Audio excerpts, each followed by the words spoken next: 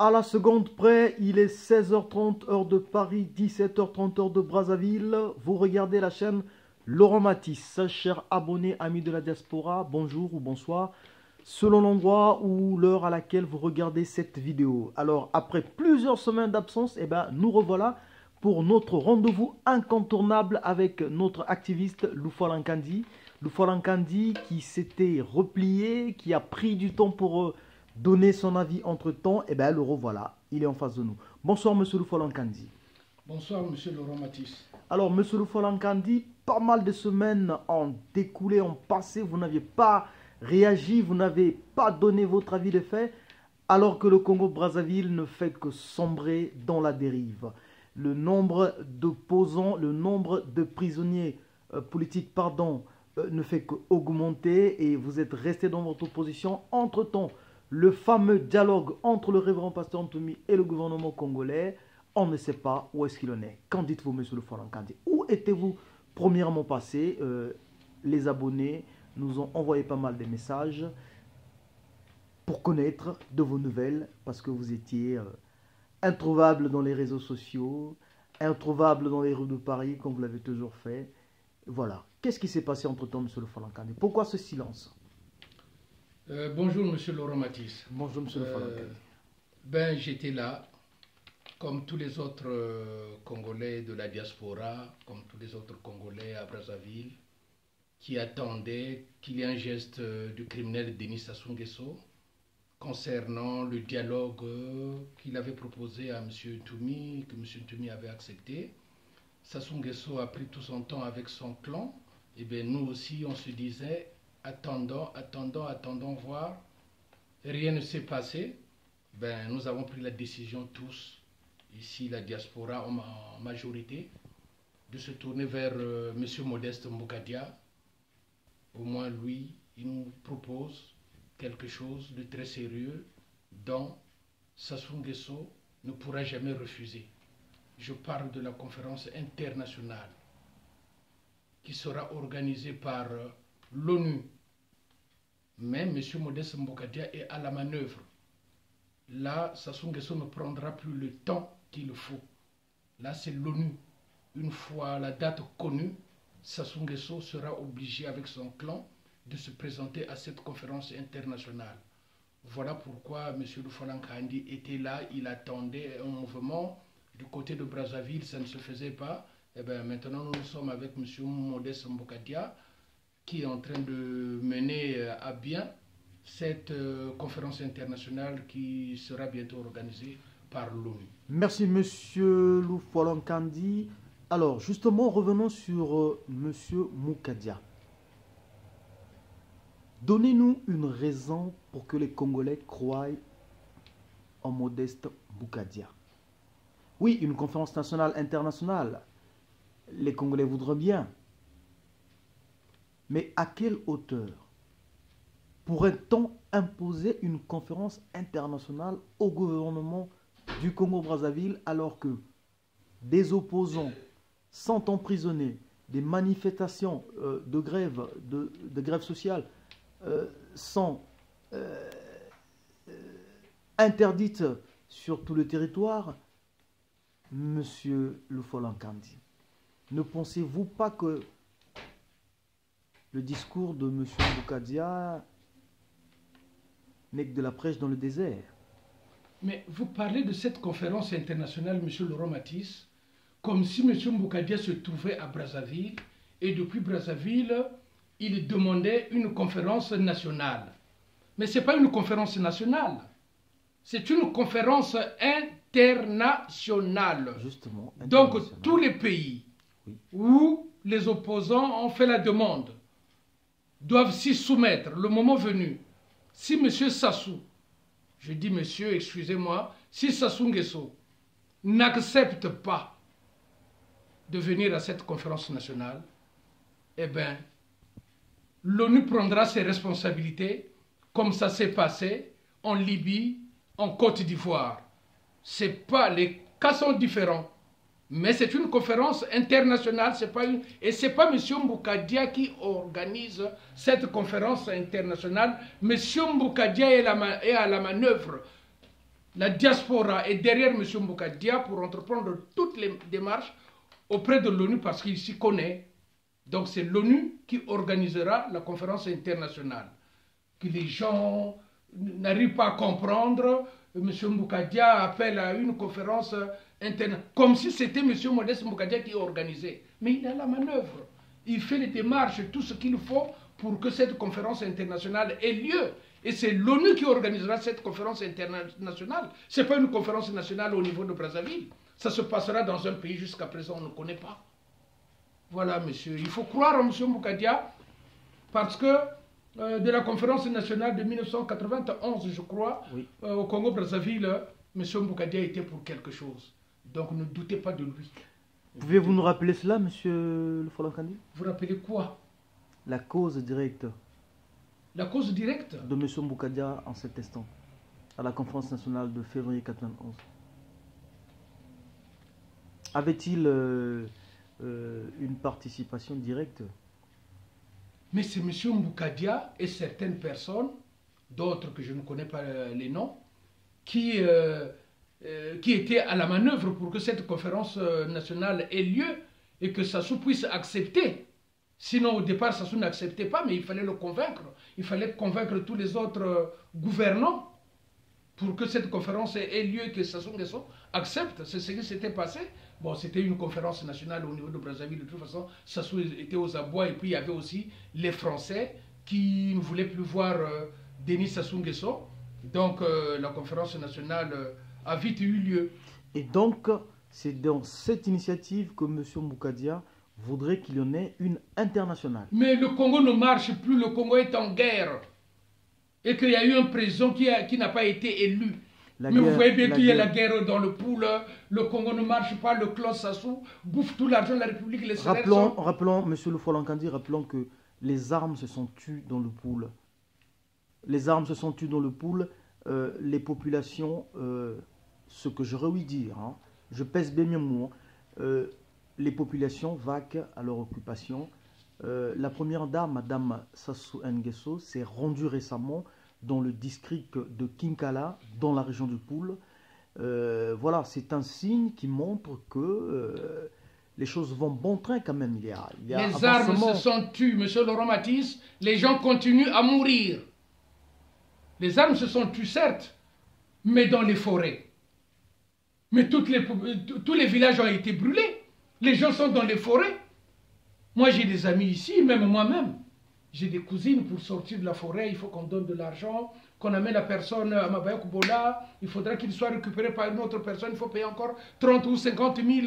Mais quand ils vous racontent ce qu'ils vivent là-bas, bien que les armes se sont tues entre-temps, mais les gens continuent, puisqu'il y a encore des gens dans la forêt.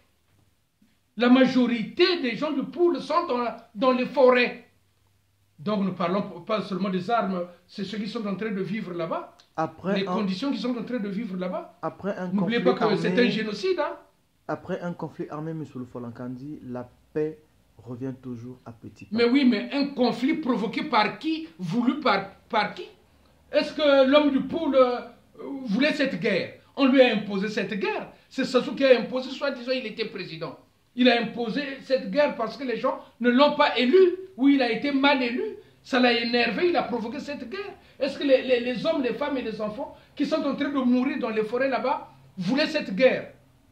Ils ne voulaient pas cette guerre, ils n'en veulent pas. Et Madame Sassou, vous me parlez de Madame Sassou qui s'est déplacée à Kinkala, qui a amené, je ne sais pas, des choses à manger, des trucs empoisonnés, mais elle devrait avoir honte, cette salope de Madame Sassou.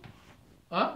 Il n'a qu'à dire à son mari d'enlever les barrages, de faire revenir tous les militaires qu'il a mis au Poul là-bas pour que les gens puissent sortir de la forêt. Parce que là-bas, ceux qui sont là-bas même ne peuvent pas sortir. Il y a des barrages, dès qu'ils sortent, on les interpelle et puis on les tue. Vous savez, ça se passe comme ça. Vous n'êtes pas au courant, mais moi, je vous dis que j'ai de la famille là-bas, j'ai des amis qui ont de la famille là-bas. Tous les temps, il y a des gens de Brazzaville qui vont en cachette dans ces villages-là pour essayer de récupérer les familles qui sont dans les forêts, mais c'est difficile. Le risque de se faire tuer. Il y a eu une guerre. Et cette guerre, elle est encore là, puisque les gens les gens ne peuvent pas sortir. Ça souffre que les gens sortent pour les tuer, pour continuer à éliminer. Monsieur Laurent Matisse, n'oubliez pas qu'il y a eu un génocide dans le Poula. Il y a eu un génocide. N'oubliez pas ça.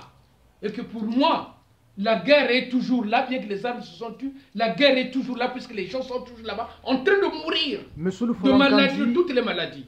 Monsieur le Folankandji, il y a eu négociation. Il y a eu négociation. Il y a eu carte sur table. Le gouvernement congolais, face aux émissaires du révérend Pasteur Ntoumi, ont mis certaines choses au point. Le révérend Ntoumi a donné des conditions, a donné des gages, mais curieusement, il y a silence radio. Il n'y a pas compte rendu du déroulement de ces négociations. Il n'y a pas de communiqué. Il n'y a pas... comme si nous étions en train d'assister à des négociations, disons, à huis clos. Monsieur Laurent Matisse, est-ce que Monsieur Ntoumi avait refusé le dialogue? Il avait pris la balle au banc. Mais nous autres, là, si entre-temps, on ne parlait pas. Mais depuis lors, il n'a pas pris la parole. Oui, entre-temps, si nous, on ne parlait pas. Oui. Si nous, on ne parlait pas. Oui. Parce que la situation est très ambiguë là-bas. On ne peut pas venir devant les réseaux sociaux raconter de n'importe quoi. Nous aussi, on se disait que peut-être il va y avoir quelque chose qui va avancer au niveau du pays entre ceux qui sont dans la forêt et ce gouvernement illégal. On a attendu. Pourquoi on a dit merde à ce dialogue. Jusqu'à présent, jusqu'à maintenant, moi j'ai dit merde à ce dialogue. Parce que même si maintenant Sassou décide, on ne va pas laisser l'emploi du temps à Denis Sassou Nguesso faire ce qu'il veut, faire semblant d'arrêter ses cousins Nyangabouala, faire semblant d'arrêter les autres, les libérer, faire le cinéma, ils vont au tribunal, il prend tout son temps alors qu'il y a des choses plus graves que ça. On lui a laissé le temps. Après on s'est dit non, ce type-là ne veut pas la paix, il veut la guerre. Comme vous m'avez dit tout à l'heure, vous avez posé la question à la conférence internationale, est-ce qu'il sera là? Mais s'il ne vient pas, il sera frappé. Même s'il envoie seulement ces gens et que ces gens n'acceptent pas ce qui va se décider à la conférence internationale, ceux qui sont au pouvoir, ils seront frappés. Ça, vous devrez le savoir. Donc, si entre-temps, on n'a pas parlé, parce qu'on essayait de voir l'évolution des choses, mais les choses n'évoluaient pas. Et jusqu'à maintenant, qu'est-ce que vous voulez? Donc, vous voulez incriminer Ntoumi, comme vous m'avez dit tout à l'heure qu'il y a du 50-50, vous voulez incriminer Ntoumi, que Ntoumi est avec Sassou, que Ntoumi ne fait rien, mais vous avez tout dit tout à l'heure. Hein? Sassou avait proposé le dialogue, Ntoumi l'avait accepté. Je n'incrimine pas le révérend Pasteur Ntoumi, pardon. Seulement, quand il y a dialogue, il y a un cahier de charge qui a été ouvert, monsieur le Folankandji. Oui, mais est-ce que Sassou Nguesso a respecté ce cahier de charge? Rien du tout. Il faut qu'il y ait des avancements. Mais il n'y a pas eu d'avancement, tout a été bloqué par le système de Sassou.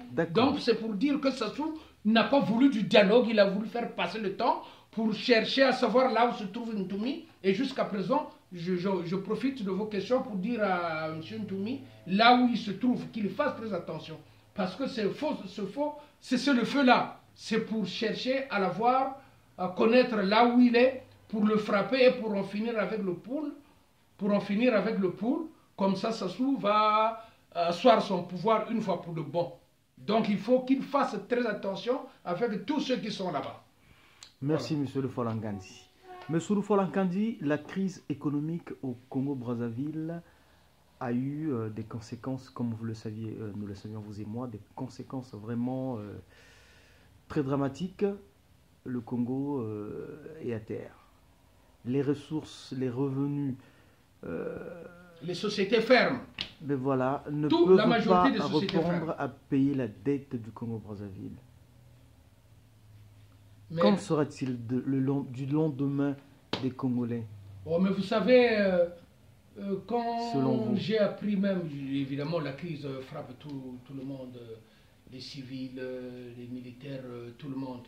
Ils doivent savoir qu'il se passe quelque chose dans notre pays. Sassou est en train de tuer le pays. Ça au moins le peuple congolais est au courant.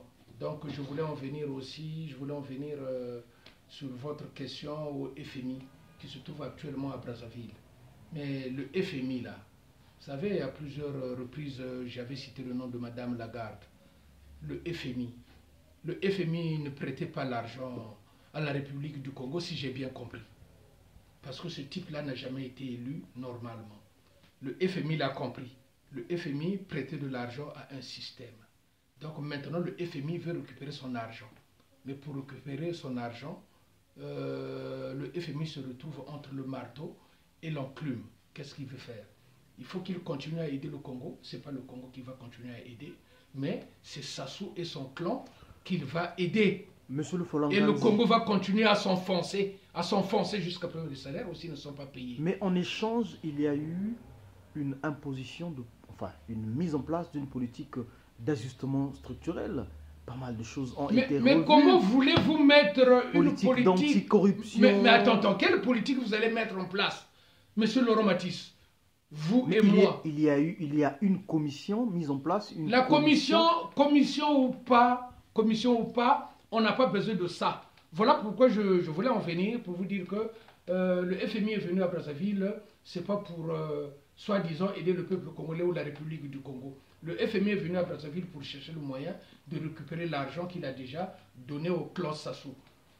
Les commissions, le gouvernement qui veut faire resserrer, tout ce qu'ils veulent. Mais le peuple congolais, c'est pas ce qu'il fait, ça ne marchera pas. Monsieur Laurent Matisse, je vous le répète à chaque fois. Le problème du Congo n'est pas économique ou quoi que ce soit maintenant, ça viendra après. Le problème du Congo est politique.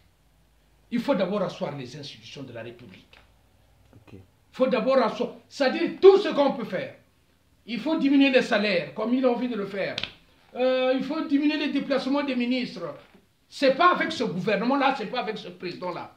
Que le FMI, que le monde qui m'écoute puisse bien comprendre que les Congolais, les hommes et les femmes de ce pays-là veulent le changement total, veulent que Sassou dégage et son clan, que Sassou dégage. Voilà pourquoi je tiens pour revenir chaque fois à M. Modeste Mbokadia, à cette conférence internationale, que ça se passe vite, que l'ONU décide avec tous ceux qui seront là-bas, tous les membres qui seront là-bas, qu'ils décident vite qu'il y ait un Premier ministre de transition. Voilà tout ce qu'on veut. On ne veut pas le structurel ou le FMI cherche toujours des mots compliqués pour... Le peuple congolais ne comprend pas. Le peuple congolais sait que le pays ne marche. Mais les fonctionnaires de l'ONU qui sont venus, plutôt du FMI qui sont venus à Brazzaville, mais qui essayent parfois de prendre le train pour se rendre à Pointe-Noire, puisqu'ils comptent beaucoup sur l'argent du pétrole. Mais qu'ils prennent le train, qu'ils se rendent à la capitale économique du Congo où on soutire le pétrole, qu'ils prennent le train. Un pays ne peut pas marcher sans chemin de fer. Le chemin de fer ne marche pas et ne marchera jamais tant que Sassou sera là. Il va prendre les mercenaires étrangers, les mercenaires, il les amène, il traumatise les populations. Les salaires, les sociétés ferment. Tout ne marche pas avec les retards de salaire de 9 mois à l'hôpital général ou 12 mois, chez 13 mois chez les fonctionnaires, partout. Qui va accepter de donner l'argent pour recommencer à zéro avec Sassou? Mais le FMI se trompe. Voilà pourquoi je dis à Madame Lagarde, s'il y a une insurrection aujourd'hui à Brazzaville, je lui demande de rapatrier le plus vite possible ces fonctionnaires qu'il a envoyés à Brazzaville, parce que les Congolais n'en ont pas besoin. S'il arrive quelque chose à ces fonctionnaires-là, Madame Lagarde portera la responsabilité de tout ce qui pourrait arriver à ces gens-là. Parce que ce soit noir, rouge, bleu, jaune, s'il y a une insurrection, moi je demanderai à mes gardes qui sont là-bas de tuer tous ces gens-là qui sont en train de pourrir la vie des Congolais. Monsieur le Folangandzi, il ne faut pas aller plus loin. Je dis à Madame Lagarde, le Congo n'a pas besoin d'argent, ne remettez pas l'argent à Sassou. Combien de fois je vais le dire? Attention, le Congo fait un changement politique. Il y a des mochis qui sont au pouvoir au Congo, qui ont tué le pays est aux abois, les gens souffrent. Voilà ce que nous demandons à Madame Lagarde de dégager ses fonctionnaires, qu'ils rentrent. Merci, monsieur. On veut un changement politique au Congo, pas autre chose. Merci, monsieur le Folangandzi. Un dernier mot au Congolais, monsieur le Folangandzi. S'il vous plaît, à la diaspora, à vos abonnés qui vous ont vu il y a longtemps. Ils ont envoyé des messages. Voilà, la diaspora également se demandait où étiez-vous passé. Alors, pour cette excusez-moi, j'ai une grippe. Pour cette nouvelle édition. Que dites-vous aux Congolais qui vous regardent, à vos abonnés et surtout à la diaspora congolaise? À mes abonnés, je dis merci beaucoup, continuez à me suivre. J'espère que bientôt nous allons aboutir à toutes nos démarches. À la diaspora, je dis merci parce que parfois, bien sûr, on est un peu divisé, l'autre a dit ceci, les autres se retrouvent là-bas. Non, ils ne sont pas d'accord, mais moi je sais. Nous suivons le même but tous, quelles que soient nos petites différences. C'est rien ça. C'est rien les différences. En démocratie, ça a toujours été comme ça. Mais nous sommes ensemble. Respect, respect à la diaspora. Merci beaucoup, M. Folankandi. Chers abonnés, à très bientôt. La chaîne Romantis vous dit merci et à très bientôt. Merci encore. Ciao.